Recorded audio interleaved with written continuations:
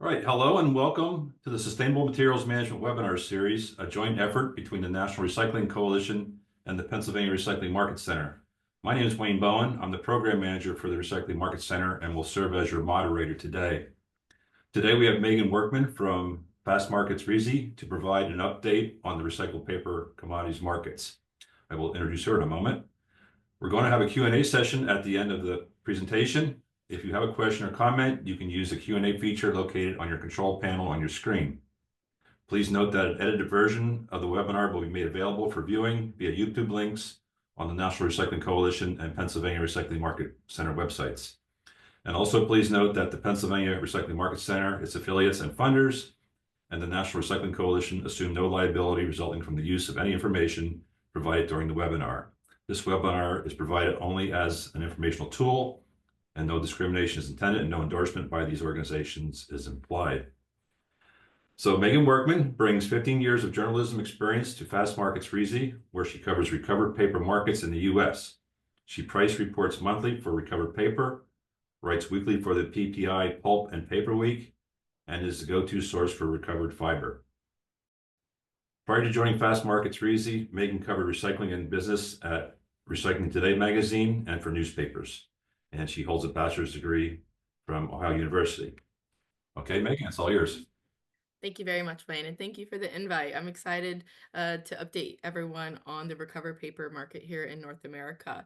As you'll see, I definitely have a passion for paper, and I think that'll come through in my presentation. But yes, as Wayne said, as I'm speaking, if you have any questions, do submit them in the Q&A, and we'll address them either throughout the presentation if appropriate at that time, or we'll save it at the end. So please don't be shy, but also at the end, I'll share my email, and you're welcome to reach out if you have any follow-up questions or need some more data or numbers that I might not have included today. So that's me. This is who I am. I'm Megan Workman. I'm the price reporter for recovered fiber, and I publish prices every month on the 5th.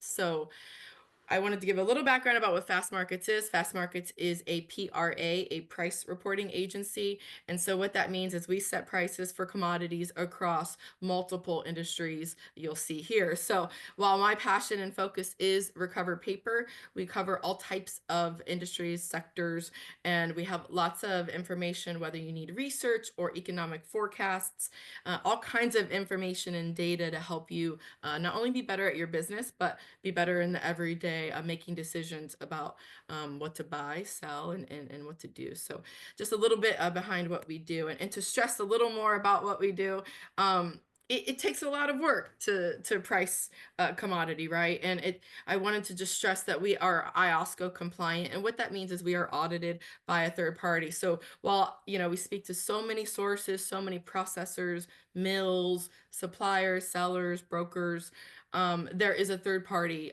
confirming what we do is credible and legit. And so the last thing I'll say about Fast Markets is we cover over 200 recovered paper price points around the world. We are the largest PRA on the forest products industry. And personally, we have, including me, 12 reporters every day staying on top of the recovered paper market. So that is all what Fast Markets is about. I mentioned the waste characterization study that Wayne shared with me, and I really appreciated that because this study was Pennsylvania focused, so this is pretty appropriate. And I just pulled out a couple graphs that I wanted to share with you and call out just that stuck out to me in this study. Admittedly, the study is from 2021 data, and while reporters, we don't love working off old data, it is the most recent and it is credible. So I just wanted to bring this to your attention that shows in the total municipal solid waste that is in the whole statewide of Pennsylvania, you'll see just a little over a quarter of that MSW is paper. And so I thought another interesting point that this study showed was the 20-year change. And so this table shows you the total composition of the municipal solid waste in Pennsylvania, that on the far left, interestingly, you'll see the dark green is 2021. And in 20 years, there's less paper in the municipal solid waste stream. And I think that says a lot to what Pennsylvania has done in the investments on the recycling side, right? But one more point about that is there are still a lot of tons of paper going to landfill. And so this last graph from that study I wanted to show you is that Pennsylvania's top two materials heading to landfill are cardboard and mixed paper. And so there's still a lot that could be done to pull these tons out of the landfill. And that's why I wanted to bring that up, because that flows us right into demand. So I'm going to talk quite a bit today about the demand side on the producers. Then I'm going to go over a little bit on the supplier side, and we'll touch a little bit about Asia too, because China still has a strong hand on global recovered paper markets, and then give you, as best I can, an update on the tariffs and how the tariffs are affecting, of course, trade, right? Obviously, but they are two neighboring countries who last year increased their demand for U.S. recovered paper. So I'm going to touch on that too, and the types of shakeups that are going on there because of the tariffs. So to start off on the producer side, where the demand is. In the last couple years, we've had 5 paper machines start up that has created a striking demand, and in a good way. And so my whole presentation today, hopefully you'll leave hearing the rah-rah of recovered paper, meaning demand is there, it's growing, and it's only going to continue to grow for North American recovered fiber. And so that has to do with these two main points I have here. We've had some consolidations last year with 2 of the largest producers in North America. The first one was International Paper, the largest containerboard producer by capacity in North America. They acquired DS Smith, which is the second largest in Europe. And so we have that first Europe, North America consolidation going on. And then several months later, Europe's #1 containerboard producer, Smurfit Kappa, acquired WestRock for $11 billion. And so now Smurfit WestRock, behind the IP DS Smith deal, Smurfit WestRock now is the #2 containerboard producer in North America. So we've had some changes in the last couple years on the consolidation side. You've had the 2 largest producers, buy up, combined with European fronts and North American fronts. And at the same time, in the US, we've had these new machines start up. A really interesting point about the new machines is that they're all recycled containerboard capacity or paper and board, meaning the new machines that start up, while they are running more efficiently than the older PMs, of course, they also are on the recycled front. And so it's not virgin focused. Their demand has been for recovered paper. And so that leads us into, we went through some shaky times when those machines were ramping up, meaning they came in with strong demand that we hadn't seen really ever before with this type of ramp up of the new machines. So we had, yes, Wayne, please. Thank you. All right. Sorry, no, I get going. I told you. Did you have a question? No, I just we had a request for closed captions. I tried to get that on there. I don't know if you guys can see it. Oh, is that something I could do? No, you go ahead. I'll try and get it on there. Closed captions, that's a good idea. I've never seen that. I would like that. I watch my television with closed captions.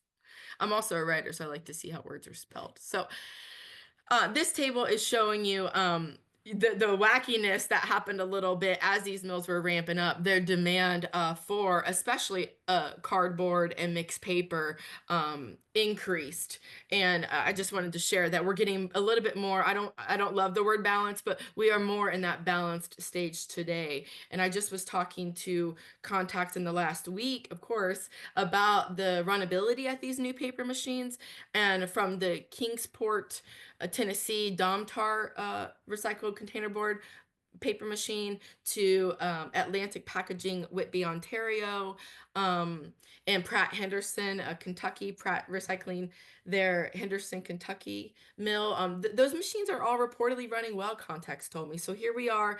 They've gotten through a lot of their ramp up stages and gotten through some of their hiccups. Now, some of them do still have hiccups, right? They're new big machines. One of those is Cascades, Bear Island, Virginia mill. They had some hiccups around Christmas time in January that contacts in the last week said they've gotten over that. But I just wanted to share that the the new paper machines, of course, increased their demand, but there was some wonkiness there going on as they worked through the various issues that you can imagine happen when you start up a 400,000 ton a year paper machine. This next slide is just stressing the producer's demand. And I have some stats from the American Forest and Paper Association I'll share with you that shows that last year, U.S. mills took in more recovered paper than really ever before. Their demand, here's the table, I think it's really helpful. Last year, they took in nearly 33 million tons of recovered paper at U.S. mills. That's their consumption level. You'll see there in the year-to-date in the bottom there. You know, a 5.4% increase on recovered paper demand is just driving home the point of my whole presentation that North American recovered paper demand is going to continue to grow. And the numbers that the AF&PA just came out with stress that, right? You'll see there with mixed paper and corrugated is cardboard there, corrugated. I'm sure you know that, but corrugated demand went up 6.3% last year. I mean, 24.7 million tons of OCC of cardboard was used at mills last year. And so I think at the same time that producers have ramped up these machines, their hunger for cardboard and mixed paper and total recovered fiber in general has increased. And so we're coming off a strong demand year of recovered fiber. And going forward, that's the expectation in the years ahead too. I mean, I think that pointing out the increase of 5.4%, that's more than 1 million tons. You'll see that 32.9 versus the 31.3 almost. That's more than 1 million tons that U.S. mills took in last year. So recovered fiber demand is not going anywhere. It's just going to continue to grow. And that's what I wanted to stress with the new machines that have started up. And this is exactly what I just said. So North American recovered paper demand is going to continue to grow as new paper and board capacity comes online. To go back 2 more slides, I didn't highlight that bullet there about graphic packaging. Graphic packaging a couple years ago started up a mill in Kalamazoo, Michigan. It's running well, definitely ramped up its demand for cardboard and mixed paper. They are planning a $1 billion coated recycled board machine in Waco, Texas. That's slated to start up in the 4th quarter of this year. I just talked to sources in the last few days, and they said that mill is anticipated, as their CEO said, anticipated to recycle 15 million paper cups a year. That's their goal. So that's where all those coffee cups are going to go, into that Waco, Texas mill. But at the same time, contacts have clarified that they have their suppliers established, and the thinking is a lot of that material will come within the Texas border. But I had some suppliers last week say, kind of shaking their finger, that they're not sure that Graphic will be able to get all those tons in Texas. But I share that to say that we have new capacity coming online, but also that's going to shake up that Southwest market a little bit, right? With that type of large paper machine starting up at the end of this year. My understanding is that they're going to start buying for that mill, stocking up for that mill at the start of the 3rd quarter. So we haven't seen that happen yet, but it is expected to soon. All right, on the supplier side. So where are all of these tons coming from, right? You have all this demand in America. We have new machines starting up. Where are the tons coming from? This is another raw. We got to give credit to the material recovery facilities, what we call MRFs. You'll see there MRFs, MRFs. So the largest in America, of course, is Waste Management. Waste Management now goes by WM, so I'll stick with that, WM. WM plans to invest more than $1 billion in about 40 new recycling plants through next year. That right there shows you their commitment and dedication, not just them, but MRFs across the country. I called out here good old Rumpke. I'm from Ohio, so I wanted to call out Rumpke there in their successes, that they started up a $95 million recycling facility in Columbus. And that quote there is what they claim is North America's largest and most technologically advanced recycling center. that's another focus that I have to highlight about these MRFs is they are not only investing in new facilities, they are so advanced. And that quote there from WM's Vice President of Recycling, Brenton Bell, is something he said to me last year. He said, 10 years ago in our recycling plants, we had 1 to 2 optical sorters. Today we have 15 to 20. That is striking to show how advanced, how AI, how robots are working within these facilities. Now, you might be thinking, well, as a lot of industries, well, isn't AI taking the jobs? Well, it has been explained very clear to me by the Brent Bells of the world and others that the jobs within the MRF are just different. They're going to be different. And so while we're not going to have admittedly as many hand sorters, we're having the advancements, the AI technology doing it very efficiently, right? Very fast. So that product coming at the end, the recovered paper at the end, that bale of cardboard at the end or mixed paper is cleaner today. It is a better quality today. That there is proof to that. So the quality has improved, but I want to go back to the job stressing that the job at the MRF has changed. It's not so much a human sorting. They are now walking around with tablets, right? They are now running these optical sorters. So it's more of a technical job rather than being a laboring, working with your hands job, pulling out different materials. So I think that's a really interesting change is the job within the MRF has changed because of the advancements. It's not that they are out there to replace the worker. It's to get a more quality product at the end, right? And they're getting much more efficient at it. You'll see there the Rumpke example shows that they're processing 55 tons an hour. And the product at the end is clean. So cleaner than it had been in years past. Now that we have up to 20 optical sorters in those MRFs. One other point there is AF&PA said in 2023, this is the most recent data, that 46 million tons of paper was recycled. And so that's how much, yes, they come from MRFs, but there's also the commercial side. And actually interesting point that study that Wayne sent showed that there's a good amount of tons being landfilled from the commercial sector. So I think they can improve their recycling too.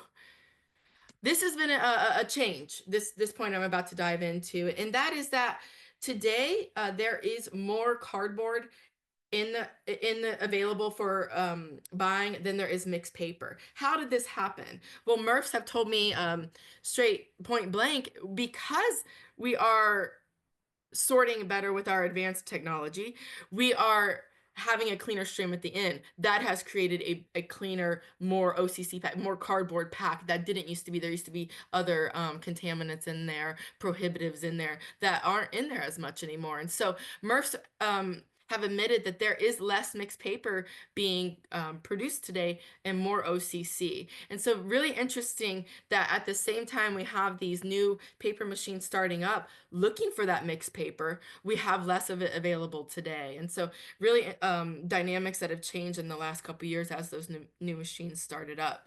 The new machines, because they are, more advanced than the older machines that have shut down in the meantime, the new machines can take on mixed paper. So that's been a change. The old machines could not take, the dirtier quality of mixed paper, so they couldn't even buy it. These new machines have that opportunity and to be able to buy mixed paper because they can process it a little bit dirtier recovered fiber than the older machines. So that's been another change, is that while the new machines have started up and the demands there, they actually have the capability.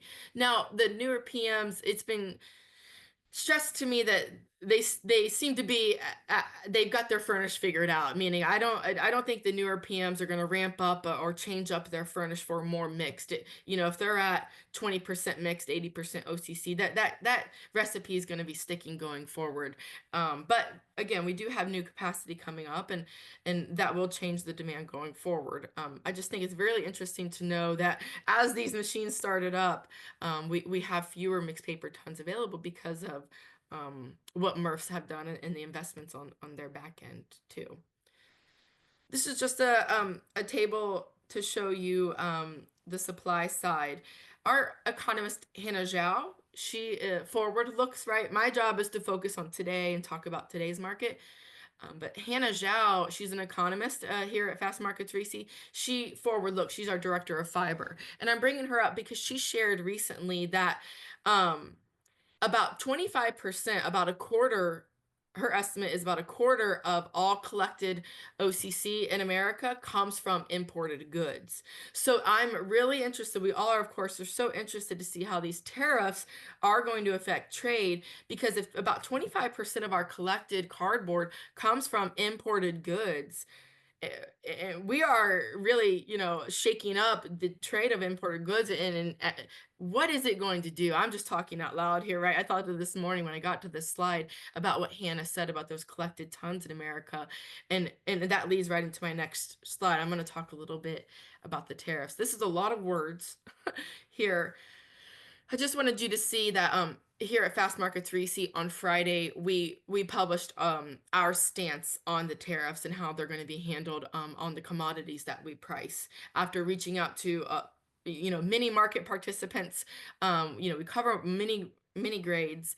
It's been established that you'll see here plans to invoice or settle the tariffs separately from the actual price for the physical material, rather than negotiating a price inclusive of all imports. And so for recovered fiber, that's my understanding as well, that prices traded today are on a FOB seller's doc status, and they're net of the tariff, so the tariffs won't be included. I've had some large sellers tell me that they're viewing it as a surcharge, kind of like what traders do for fuel. That's how they're going to view the tariff. But I got to say, it is a moving target, right? Meaning, just this morning, Trump came out and upped the tariffs on Canadian aluminum and steel to 50%. They were at 25%. So that just happened this morning, meaning there's a lot of confusion out there. And this goes to my next slide, which this is not a beautiful slide, excuse me, but that first headline there is a headline I ran on Friday, and I'm sharing it with you because that second half of the headline, Mexico seeks self-sufficiency. So here we're really shaking up trade with our neighboring countries of Canada and Mexico, and boy, are they confused, but also very smart business people. And so they're looking at this and making decisions. They already have. I've been talking about this with my contacts since October. So I wanted to share 2 points. One on Mexico. I had a contact tell me last week, seeking self-sufficiency. And what that contact meant was they are with a mill group. They meant they're going to try to find more cardboard within their borders of Mexico. So they're going to try to get better at recycling and recovering within their borders. Those are conversations they're having right now. Where can we find more cardboard, right? Kind of like the start of my presentation when I noted that 2 largest landfilled groups in Pennsylvania that could be recovered are cardboard and mixed paper, right? So it sounds like Mexico is going to go back to the drawing board a little bit, and try to find within their own borders more OCC, more recovered fiber in general. On the Canadian front, I had mill contacts tell me, great quote there, I love it, from the contact said, we're going to lower our exposure. I mean, Canada and Mexico, which I didn't include the numbers here, and I wish I would have. Canada and Mexico both last year, I just crunched the numbers a couple weeks ago. Canada and Mexico both increased their demand of U.S. recovered paper. What I mean by that is last year, Canada and Mexico both bought more recovered fiber from the U.S. in 2024 than they did in 2023. So here we have now 2 large buyers. I mean, they were both the two of the top 5 mixed paper buyers last year were Canada and Mexico. Now telling us, you know what? The trade has caused so much strife and confusion. We're going to back away from our demand there. We're going to try to find our tons elsewhere. That's really striking to hear, that here they come off a year of increasing their buys of recovered fiber, and now they're going to step back and say, hey, you know what? We don't want to do business with this type of back and forth. And so that quote about lowering our exposure, I think, was really striking to hear from Canadian mills, and then to hear from Mexico last week, seeking that self-sufficiency. Lots going on the tariff front. I do want to share, though, on the recovered paper export demand, it fell 6.9% last year total. This is from the US Census Bureau, these numbers. So there's a lot of numbers here. I put this table together every month. I'm actually working on it right now for the January numbers because the data is always 2 months behind. But we see that exports fell. They're going to continue to fall because partly the North American demand is so strong, right? We're keeping more tons. Did I write that? Yeah, okay. We're keeping more tons in America because the U.S. hunger is there. At the same time, I said that, yeah, healthy domestic demand. This next point is Asia 7. I like to call out the Asia 7 because Southeast Asia today is what we call the new China. And by new China, I mean demand wise. We see that China, for years was buying millions and millions of tons of US recovered fiber. Now we're seeing the Asia 7 countries that I list there: India, Indonesia, Malaysia, South Korea, Taiwan, Thailand, and Vietnam. Those are the Asia 7. So when China banned direct imports of global recovered fiber, well, they just shifted their production. Some of the biggest producers shifted their production to these countries. And now they're making a product called recycled brown pulp. And China's buying this recycled brown pulp and making their containerboard out of it. Recycled brown pulp is mostly just OCC, is what it's made up of.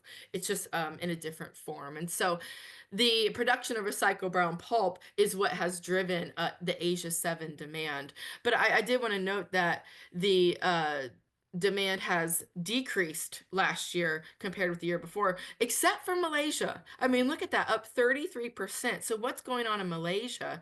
Their paper and board capacity has increased and it continues to increase. And a lot of it is driven for recycled brown pulp production, feeding mills in China. And so their growth, Malaysia's hunger for US OCC and mixed paper increased significantly last year. If you need those numbers, please just email me and I can get you those numbers. Wow. A little bit more about Asia is, um, the Asian demand, the Asian economy has been sluggish as of late. They came out of their Chinese Lunar New Year in February, and contacts made clear to me in the last week they did not come out hungry for tons. So it sounds like their raw material inventories are sitting pretty hefty right now. And oh, sorry, that come down. I was wondering if you had a question. Sorry, Wayne.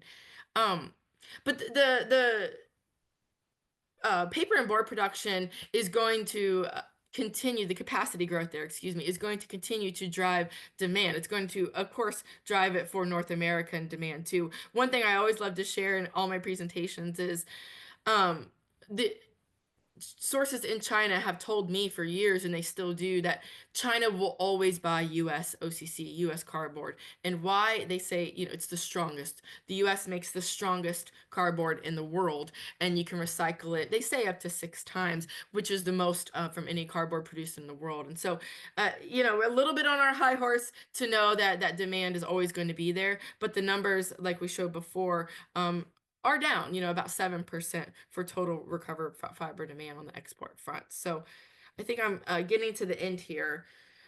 But see, Wayne, I have so much to say. I just ran through some of it and I apologize, but we'll hash out some more. Will we see an OCC crunch in the future? This Hannah Zhao noted this, and she said there was a OCC crunch in 2001 and 2011. And what that means is when demand really comes in at the same time that supply seems to be a little tight for various reasons. And so one point is in Europe, they've had changes on the sustainability side that is going to increase their usage of recovered fiber. So like in the US with our startups of the recycled container board, we're seeing the demand and the hunger there for the recovered fiber.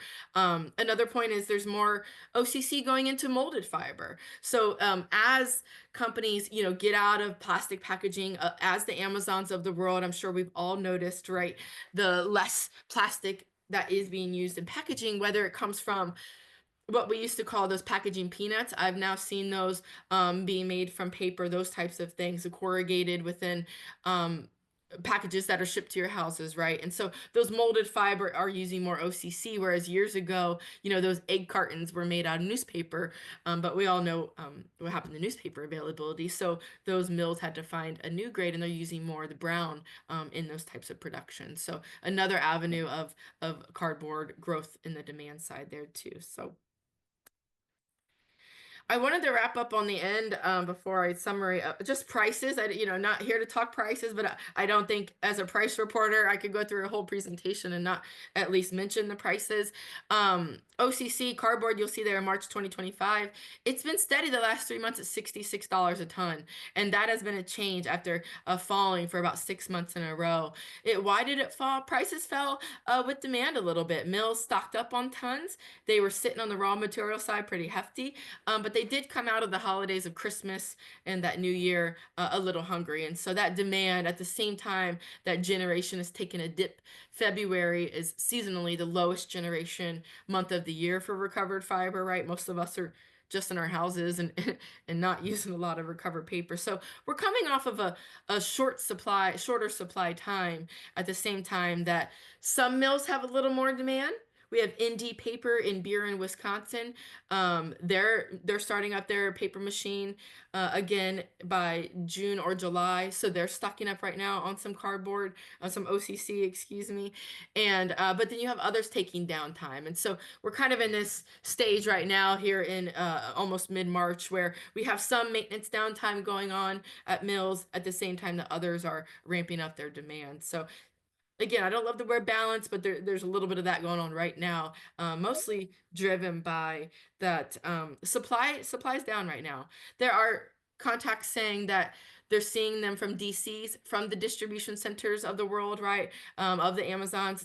It's increased a little bit in recent weeks, but it's still off. Meaning if someone's used to getting 15 loads, they're only getting 9, 10 loads, right? Meaning cardboard loads into their plants. So still not seeing the pickups that they like. And I think it also drives home that we're in winter weather, right? I had several sources say in the Northeast, Midwest, and Pacific Northwest in the last month, there's been winter weather conditions that have stalled movement. Trucking's been difficult, but also stalled pickups. And so that's why I think we're lagging a little on the supply front too. There's been truly some setbacks on the transportation side, on the movement, because of winter weather hitting some of these states.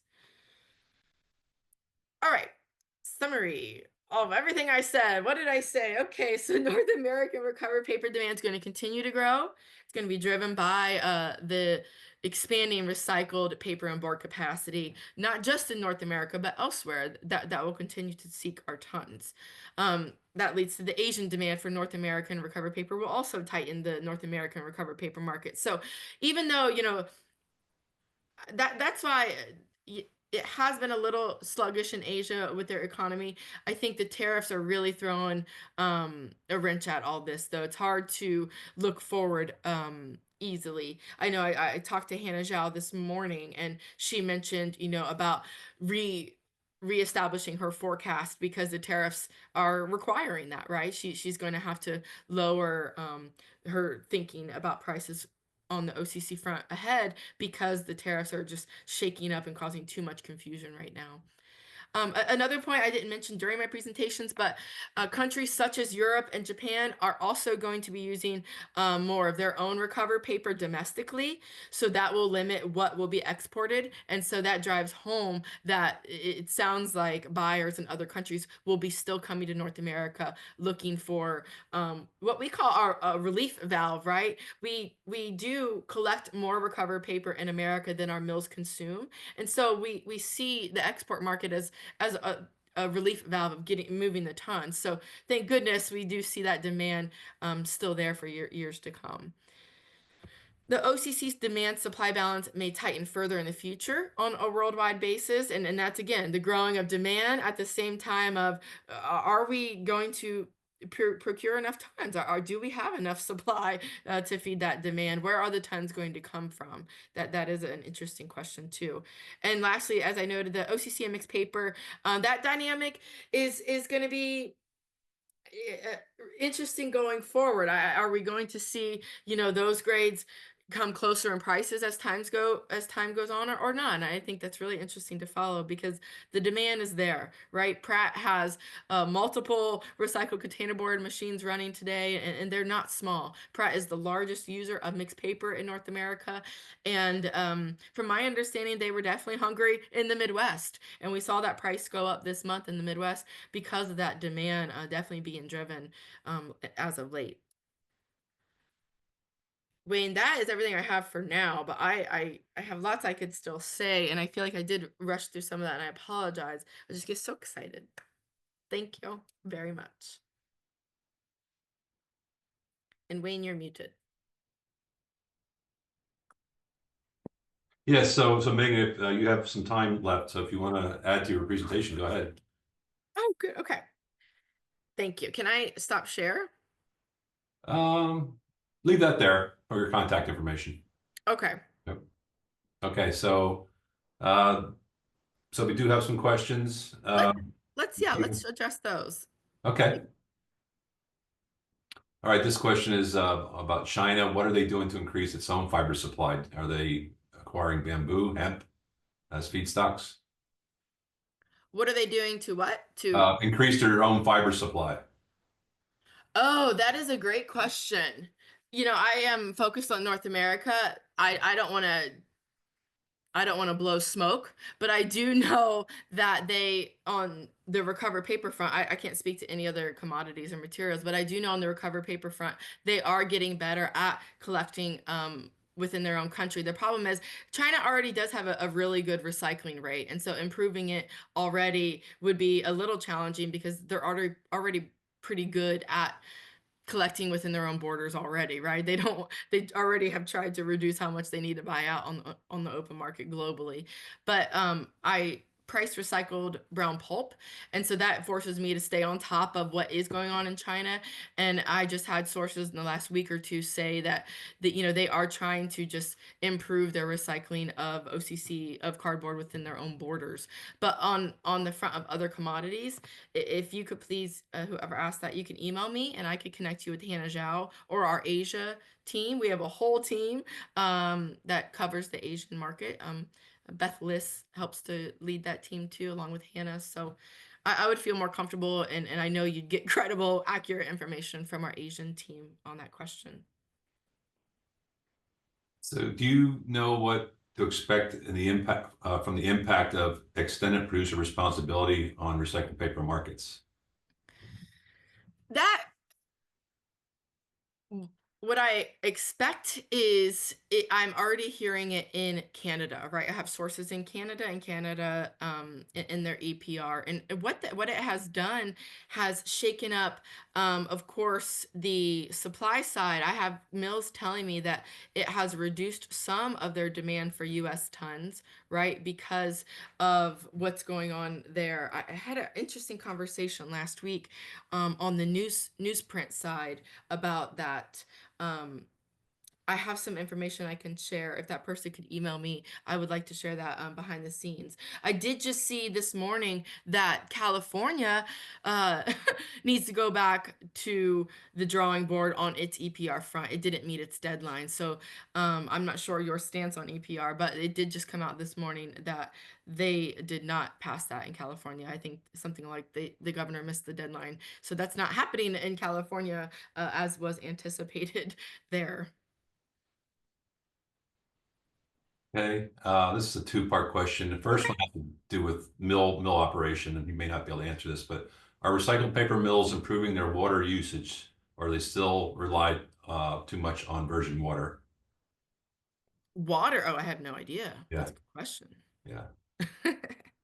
Thought you wouldn't be able to answer that. Are reusable packages coming more into vogue, especially wholesale to retail? Why not more reverse logistics on this, like example, grocery stores? And my example would be Amazon taking all their cardboard back. What's the question?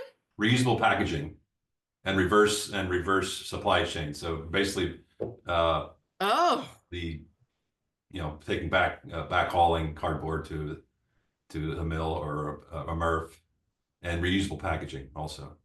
oh, that is interesting. No, that that just planted a seed to me. I hadn't I don't even I know, of course, about backhauling, mills doing that, but you're saying reusable, as a itself.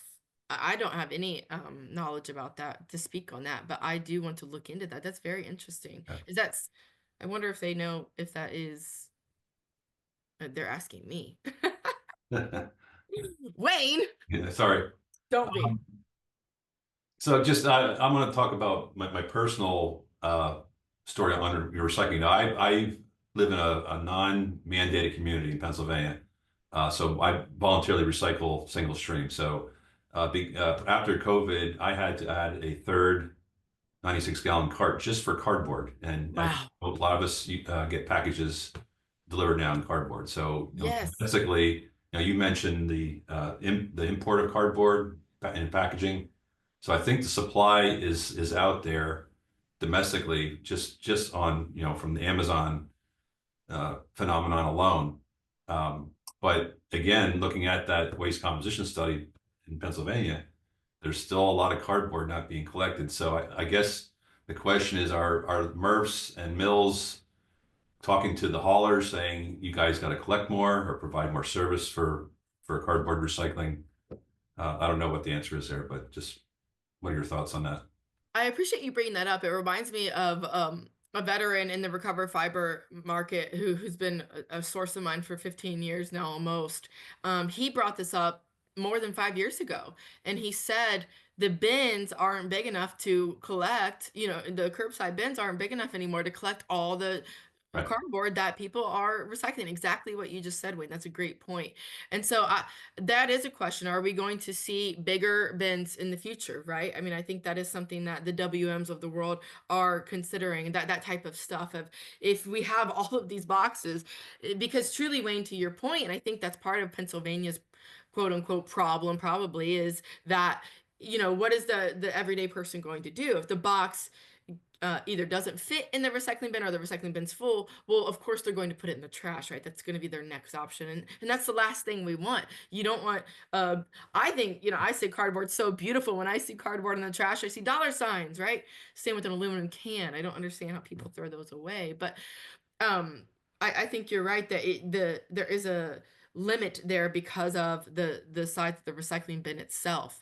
I can't speak for the MRFs, but I think absolutely, Wayne, going forward, that's going to be a consideration. Just like what we they threw out single stream in the 90s just to get Americans to recycle anyway, right? Let them throw it all in one bin. But I'm in New York City, and we have separate paper collection. We truly have I'm in a residential building, and we have a whole separate, bin for just the paper, and then whole separate for the cans and bottles. And so I think that type of change too could be very good. Thank goodness, I'm grateful to be here in New York City. We have that. Most cities don't have it. I think that could be another very useful, helpful change, that type of source separation. Um, that's very interesting to say that. I had that same source, Wayne, send me a picture. He was moving his daughter into college, and his frustration that the recycling bin was overflowed, right? And then the boxes were just going to be landfill because they couldn't fit anymore in that bin. He's like, look at all these boxes, So Yeah. Yeah, I'm afraid because I have a separate colored container that I put my cardboard in, and I put a big sign on when I put it out on the curb, cardboard recycle only. So good. I Yes. hope it goes in the right container when it's Oh, collected. So, but yeah, a related question here. It says, any suggestions on how a MRF would best capitalize on current and future paper demand with the focus on OCC and paper and mixed? So, how can they capitalize it? yeah, yeah. Like, meaning, do you like sort it cleaner? Is I- you get more money if the cleaner it is, right? Quality is of utmost important, right? And the ball is in the mill's court when it comes to quality. Of course, if OC cardboard shows up to their plant and is not up to quality, right? They can reject it or never buy from you again, that type of stuff. So I'm not sure what you're asking how to capitalize on it. I think Yeah, making sure you have a clean quality, and that's why I was stressing about the advancements. Not saying you can't do it with human sorters, right? But with all that technology, you're able to run faster. It's coming out cleaner at the end. You're getting more, you right? That's more money if you're able to produce 55 tons an hour, right? Like that Rumpke claims they're doing in yeah, Columbus.